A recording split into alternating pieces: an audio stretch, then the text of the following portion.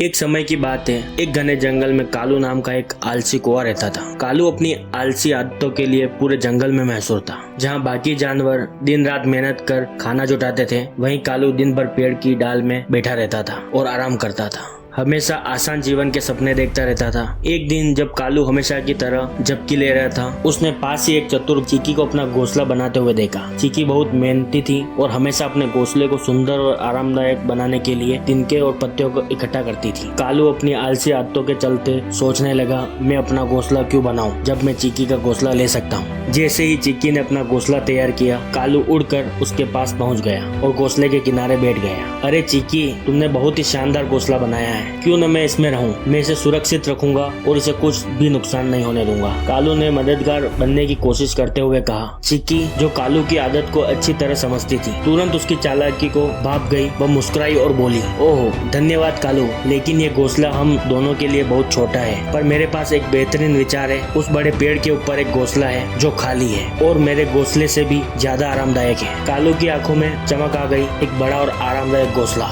यह तो बिल्कुल परफेक्ट है। बिना ज्यादा सोचे समझे कालू ने अपने पंख फैलाए और उस बड़े पेड़ की ओर उड़ चला, जिसके बारे में चिक्की ने उसे बताया था। जब कालू उस बड़े घोंसले में पहुंचा तो उसने तुरंत उसमें आराम से बैठने की सोची और खुद पर गर्व महसूस किया। लेकिन जैसे ही वह आराम करने वाला ही था, उसे पीछे से एक डरावनी आवाज सुनाई दी।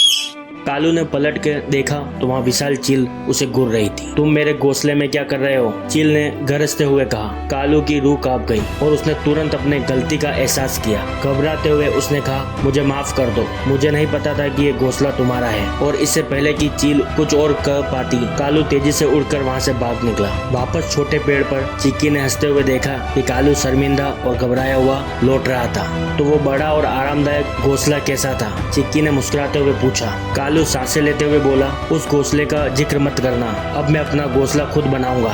उस दिन के बाद कालू ने आखिरकार समझ लिया कि आलस हमेशा मुसीबत में डालता है। उसने मेहनत की, अपना घोंसला बनाया और फिर कभी आसान रास्ता अपनाने की कोशिश नहीं की। कहानी से दोस्तों ये सीख मिलती है, जीवन में कोई शॉर्टकट नहीं होता। कड़ी मेहनत और प्रयास ही सच्ची सफलता दिलाते हैं, जबकि आलस केवल मुसीबत में ही डालता है। अगर आपको वीडियो अच्छा लगा हो, ये स्टोरी अच्छी लगी हो तो इसे लाइक जरूर करें।